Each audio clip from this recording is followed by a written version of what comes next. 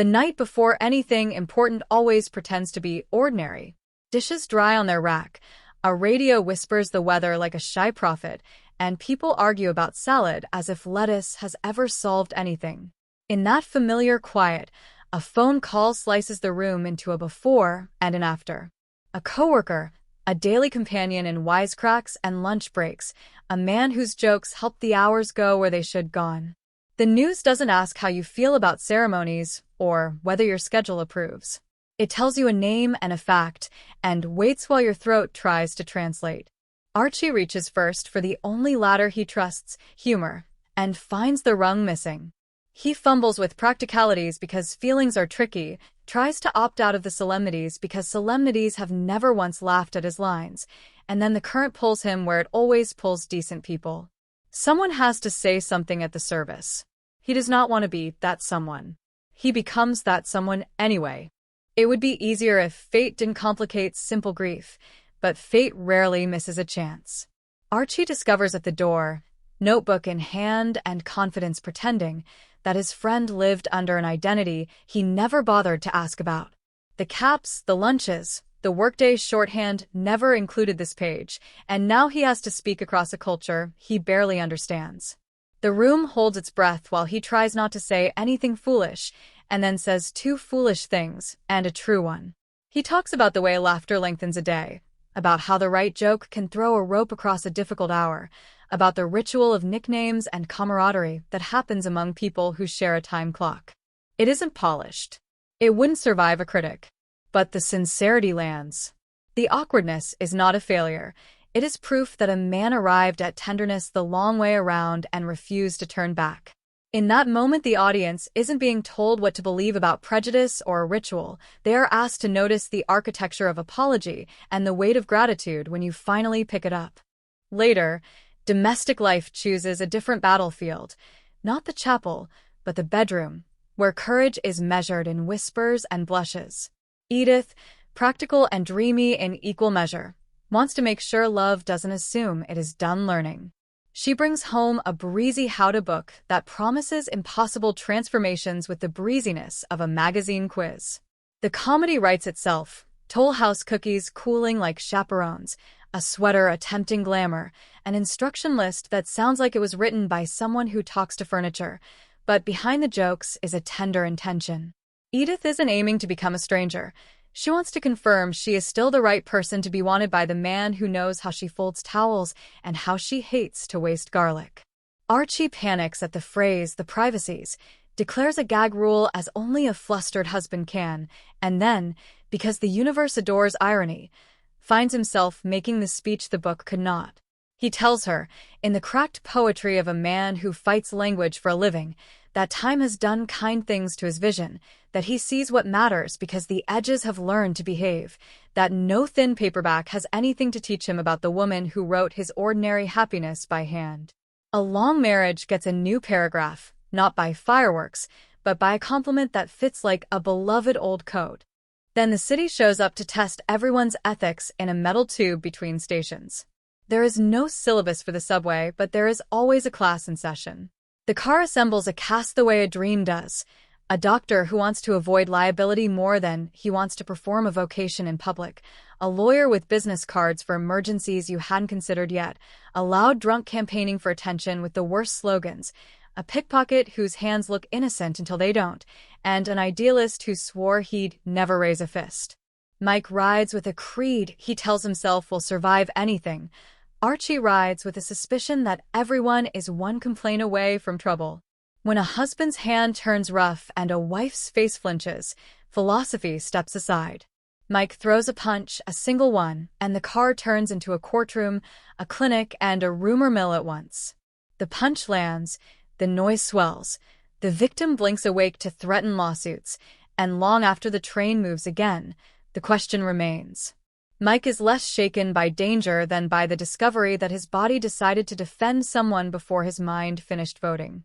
He will have to learn a new way of keeping faith with himself, one that allows for reflex and repair, one that recognizes that pacifism might be a compass instead of armor.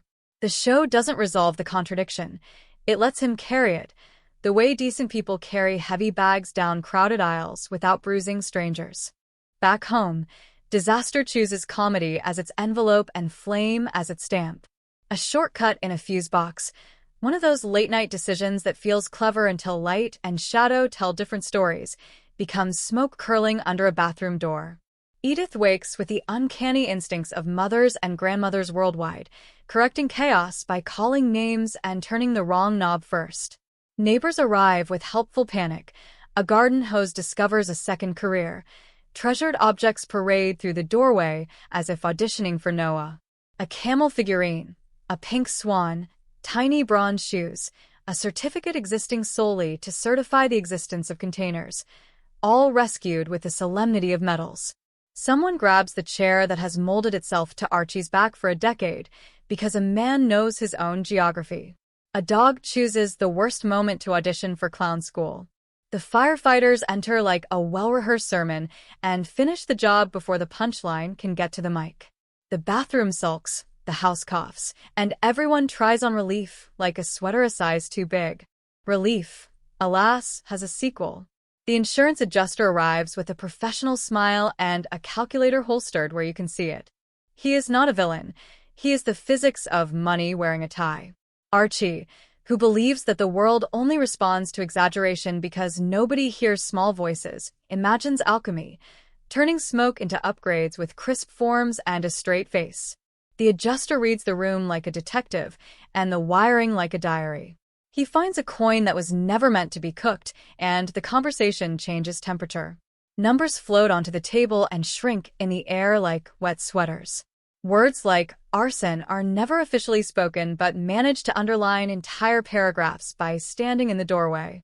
In the end, there is a settlement that feels like a scolding and a life that, despite singed edges, continues. Wallpaper suddenly matters, which is a ridiculous blessing because only people safe enough to argue about patterns have earned that argument. The moral is pointed but not cruel.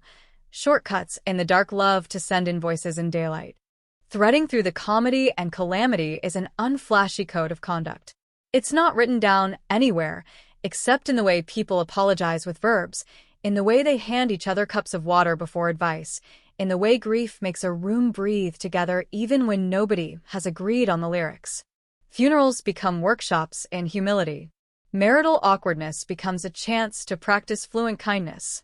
Public transit becomes a practicum in courage and aftercare.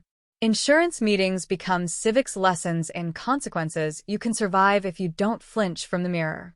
Each scenario chooses a small object to carry a heavy theme, a yarmulke that rearranges a man's assumptions, a kitchen paperback that turns embarrassment into a conversation, a penny that bought 10 minutes of light at the price of a smoky afternoon, a battered chair that testifies to the holiness of habit. The generational arguments are loyal returning characters, too. Archie wants the world to behave as if it's still possible to fix things with duct tape and a voice that knows its way around a foreman's office. Mike wants the world to become the place his footnotes promise and bristles whenever reality interrupts to ask for help carrying a sofa. Gloria wants the middle ground to be kinder and quicker and insists the calendar make room for improvement now, not after policy catches up. Edith wants everyone to stop losing the plot and come back to the part where they remember what they mean to each other. None of them get to win outright, and the show rewards them with a better prize. They keep living together. Neighbors act as the city's weather, sometimes gusty with bad advice, sometimes steady with a tool you need, sometimes surprising you by singing harmony when you thought they only knew complaint. If the funeral sequence is the spine, its vertebrae are made of little honest sentences. Archie's words are not technically correct. They are morally correct, which is rarer and more important. He does not pretend to know more than he knows. He looks at a casket and remembers laughter like a loan that didn't come due. His face says, "I'm sorry I didn't ask," and his mouth says, "Thank you for the time you gave me." And the room, which has seen better speeches fail because they forgot to be human, accepts the combination. The moment becomes a suggestion. When given a choice between eloquence and truth, choose truth and let your rough edges show their work. If the bedroom conversation is a tiny jewel, its sparkle comes from refusal to flatter or humiliate. Edith's curiosity is a compliment disguised as a question. Archie's reassurance is a vow disguised as a joke. They do not solve the future, they feed it. A long marriage, the story suggests, is not a monument but a garden. You weed, you water, you laugh at the stubborn vine that insists on climbing the drainpipe, and sometimes you stand there staring at a bloom you didn't plant and say, "Well, would you look at that?" Dignity, in this house, is measured not by how few topics you mention, but by how kindly you hold them. If the subway teaches anything, it teaches that creeds are best tested while standing, one hand on the rail, the other ready to become what the moment needs. Mike's integrity doesn't crack, it flexes. He discovers that a single, reluctant punch can be followed by days of honest thought, that protecting someone doesn't require abandoning belief, that the story you tell yourself about yourself must include chapters you didn't outline.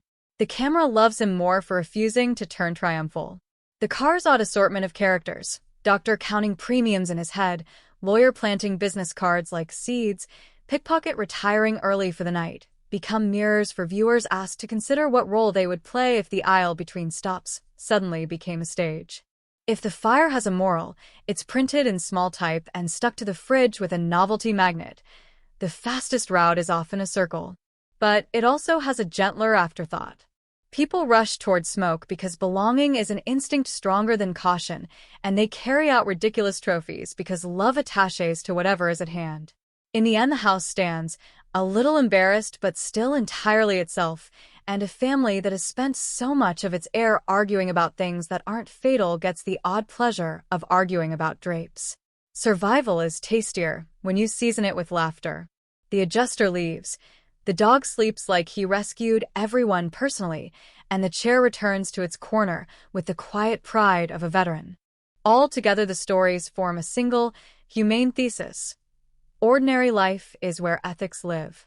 Not in speeches, not in headlines, but in the way you talk at a funeral for a man you didn't fully know, in the way you allow age to be a collaborator instead of a thief, in the way you defend a stranger, and then tell the truth about how it felt, in the way you admit a shortcut and pay the bill without becoming mean. The humor is not frosting, it is the instrument that allows difficult notes to be heard. The pathos is not a trap, it is the weight that keeps the jokes from floating away. The result is a neighborhood you can recognize even if you've never set foot on that block. People trying, failing, apologizing with verbs, forgiving with evidence, and keeping the lights on in each other's houses whenever circuitry or circumstance flips a switch the wrong direction. By the time the credits roll in your head, the images that remain are small and stubborn. A work hat held by hands that don't know where to rest. A paperback hidden under a pillow and then proudly left on the nightstand. A subway pole that feels warmer after a decision. A penny that once seemed clever now pinned in a lesson plan. A chair that knows a back by heart. A damp towel on clean tile. A dog convinced he is the reason everyone is still here. A room that smells faintly of smoke and cookies and something else you can't quite name except to say it's what keeps people from giving up on each other. The show asks for no standing ovation. It asks you to call someone, to say a kind word with evidence, to bring a chair a little closer to conversation, to tell the truth even if it arrives with elbows and needs your patience to find its seat.